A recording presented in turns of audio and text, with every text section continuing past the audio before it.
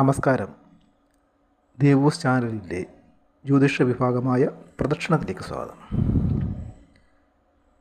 Channel ആദ്യമായി കാണുന്നവർ ദയവായി സബ്സ്ക്രൈബ് ചെയ്യുക. പ്രദക്ഷിണത്തിൻ്റെ ഇന്നത്തെ എപ്പിസോഡിൽ 2025 ചൊവ്വനാളിൻ്റെ ഗുണദോഷ ഫലങ്ങളാണ് വിവരിക്കുന്നത്.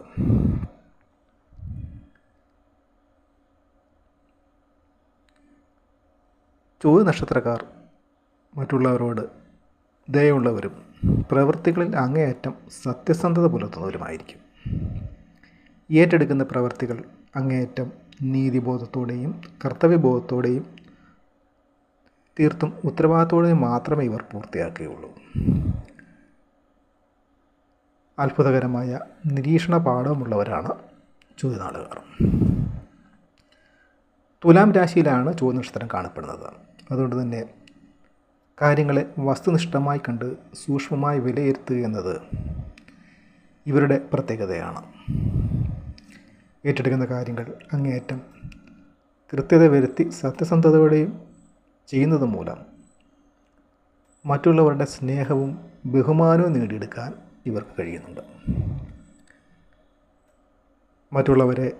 മറ്റുള്ളവരുടെ ജോലികൾ തടസ്സപ്പെടുത്താൻ ഇഷ്ടമില്ലാത്ത ഇവർ ഇഷ്ടപ്പെട്ടവർക്ക് എന്ത് സഹായം ചെയ്യുവാനും മടി കാട്ടാത്തവരാണ്.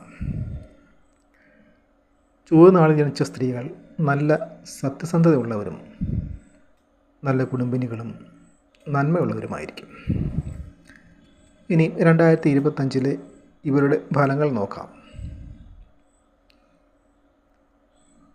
ചൊവ്വനാളുകാർക്ക് 2025 വർഷത്തിൽ സജീവമായ പല മാറ്റങ്ങളും ഉണ്ടാകുന്നതാണ്. വർഷമധ്യത്തോടെ ഇവർക്ക് ശനി 6ാം ഭാവത്തിലേക്ക് വരുന്നത് ഒട്ടനവധി ഗുണകരമാണ്. അതുവരെ നേരിട്ടിരുന്ന പല ബുദ്ധിമുട്ടുകൾക്കും സങ്കീർണതകൾക്കും മാറ്റം വരുന്നത് ആശ്വാസകരമായി തീരും.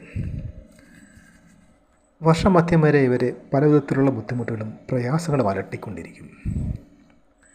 കുടുംബജീവിതത്തിൽ പ്രയാസങ്ങളും പ്രതിസന്ധികളും ഉണ്ടാവുകയും ദാമ്പത്യ ജീവിതത്തിൽ പൊരുത്തക്കേടുകളും ഭാര്യാഭർത്താക്കന്മാർ തമ്മിൽ അഭിപ്രായ ഭിന്നതകളും അസ്വാരസ്യങ്ങളും നിലനിൽക്കുന്നതാണ്.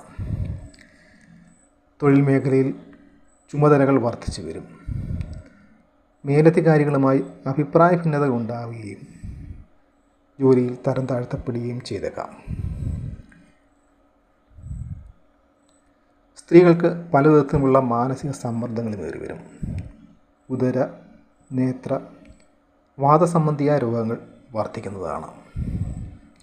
മറ്റുള്ളവരുടെ അവഗണനയ്ക്കും തിരസ്കരണത്തിനും ഇടയാക്കുന്ന പല സാഹചര്യങ്ങളിലൂടെയും കടന്നു പോകേണ്ടി വരും. വ്യാപാരികൾക്കും ബിസിനസ്സുകാർക്കും വേണ്ടത്ര വരുമാന വർധനവ് ലഭ്യമാകാതെ വരും. കടം വാങ്ങിയ പണം തിരികെ കൊടുക്കുവാൻ പറ്റാത്ത സാഹചര്യം ഉണ്ടാകും. ഭൂമി സംബന്ധിയായ തർക്കങ്ങൾ ചിലപ്പോൾ കോടതി നടപടികളിലേക്ക് ചെന്നെത്തിയേക്കാം. ധനനഷ്ടം വന്നേക്കാമെന്നതിനാൽ കൂട്ടുകെട്ടുകൾ തിരഞ്ഞെടുക്കുമ്പോൾ വേണ്ടത്ര ശ്രദ്ധിക്കുക. കൂട്ടു ബിസിനസ്സിലും മറ്റും ധനനഷ്ടം ഉണ്ടാകാതെ ശ്രദ്ധിക്കേണ്ടതാണ്. മെയ് മാസത്തിന് ശേഷം വ്യാഴമാറ്റത്തോടെ ഗുണകരങ്ങളായ പല മാറ്റങ്ങളും ചൊവ്വനാളുകാർക്ക് വന്നു ചേരും. അതുപോലെ തന്നെ ശനിയുടെ 6ാം ഭാവത്തിലേക്കുള്ള മാറ്റത്തോടെ കടബാധ്യതകളിൽ നിന്നുമൊക്കെ ഏറെക്കുറെ മോചനം നേടുവാൻ സാധിക്കും. പുതിയ വീട് സ്വന്തമാക്കുന്നതിന് സാധിക്കും.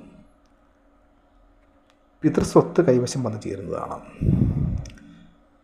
കൃഷിയിൽ നിന്നുമുള്ള ആദായം വർദ്ധിച്ചു വരും. ഭൂമിയുടെ കൈമാറ്റത്തിലൂടെ സാമ്പത്തികമായ നേട്ടമുണ്ടാകും. ഭാഗ്യാനുഭവങ്ങൾ വർദ്ധിക്കുന്നതാണ്. ബിസിനസ്സുകളിൽ നിന്നും ഏജൻസി ഇടപാടുകളിൽ നിന്നുമൊക്കെ വരുമാന വർധനമുണ്ടാവുകയും കുടുംബജീവിതത്തിൽ നേരിട്ടുകൊണ്ടിരുന്ന പ്രശ്നങ്ങളും പ്രയാസങ്ങളും പ്രതിസന്ധികളുമൊക്കെ കുറഞ്ഞു വരികയും ചെയ്യും. അപ്രതീക്ഷിതമായ ഒട്ടനവധി നേട്ടങ്ങൾ പ്രതീക്ഷിക്കാവുന്നതാണ്. അതുപോലെ തന്നെ വർഷമധ്യത്തിന് ശേഷം ആരോഗ്യം മെച്ചപ്പെടുകയും രോഗങ്ങളിൽ നിന്നൊക്കെ വിമുക്തി നേടുന്നതിന് സാധിക്കും. ദൈവാനുഗ്രഹം വർദ്ധിച്ചു വരികയും ശത്രുക്കളുടെ മേൽ വിജയമുണ്ടാവുകയും ചെയ്യും. മനസ്സിൽ ഉദ്ദേശിക്കുന്ന പല കാര്യങ്ങൾ നേടിയെടുക്കുന്നതിന് സാധിക്കും. ഭൂമി സംബന്ധമായ കേസുകളിൽ അനുകൂലമായ വിധിയുണ്ടാകും. സന്താനങ്ങളുടെ വിവാഹം സാധ്യമാകും. വിദ്യാർത്ഥികൾക്ക് മികച്ച രീതിയിൽ പഠനം മുന്നോട്ട് കൊണ്ടുപോകാൻ സാധിക്കും. സന്താനങ്ങൾക്ക് പലവിധ പ്രശ്നങ്ങളും നേരിടേണ്ടി വരുമെങ്കിലും അവരുടെ പഠനകാര്യങ്ങളിൽ യാതൊരുവിധ ബുദ്ധിമുട്ടുകളും ഉണ്ടാകാതെ മുന്നോട്ട് കൊണ്ടുപോകാൻ മാതാപിതാക്കൾക്ക് സാധിക്കുന്നതാണ്. അവരുടെ ഉപരിപഠനം സാധ്യമാകും. ദീർഘകാലമായുള്ള പല രോഗങ്ങളിൽ നിന്നും മോചനം നേടുവാൻ ശനിയുടെ മാറ്റത്തോടുകൂടി സാധിക്കും. നാനാ സ്രോതസ്സുകളിൽ നിന്നും ധനവരവുണ്ടാകുന്നതാണ്. കോൺട്രാക്ട് വർക്ക് ചെയ്യുന്നവർക്കും നിയമമേഖലയിൽ പ്രവർത്തിക്കുന്നവർക്കും അനുകൂല സമയമാണ്. വിദേശത്ത് പഠനവും അതുപോലെ തന്നെ ജോലിയും സാധ്യമാകും. സഹോദരങ്ങളുമായി ഉണ്ടായിരുന്ന അകൽച്ചയും അഭിപ്രായ ഭിന്നതകളും മാറി ബന്ധങ്ങൾ കൂടുതൽ ഊഷ്മളവും ദൃഢവുമാകുന്നതാണ്. ലൗകിക നേട്ടങ്ങളും അതുപോലെ തന്നെ ആഡംബര വസ്തുക്കളുടെയും മറ്റും ലഭ്യതയും ഉണ്ടാകും. നാളുകാർ സൂര്യൻ, ശനി, കേതു എന്നീ ഗ്രഹങ്ങളുടെ ദശാകാലങ്ങളിൽ ദോഷപരിഹാര ക്രിയകൾ ചെയ്യേണ്ടതാണ്. ഇവർ ചോതി, ചതയം, തിരുവാതിര നാളുകളിൽ ക്ഷേത്രങ്ങളിൽ തൊഴുത് പ്രാർത്ഥിക്കുകയും രാഹുവിനെ പ്രീതിപ്പെടുത്തുന്ന കർമ്മങ്ങൾ അനുഷ്ഠിക്കുകയും നക്ഷത്ര ദിവസവും വെള്ളിയാഴ്ചയും ചേർന്ന് വരുന്ന ദിവസങ്ങളിൽ ലക്ഷ്മി പൂജ നടത്തുകയും സർപ്പപ്രീതി വരുത്തേണ്ടതും ശ്രേയസ്കരമായി പറയുന്നു.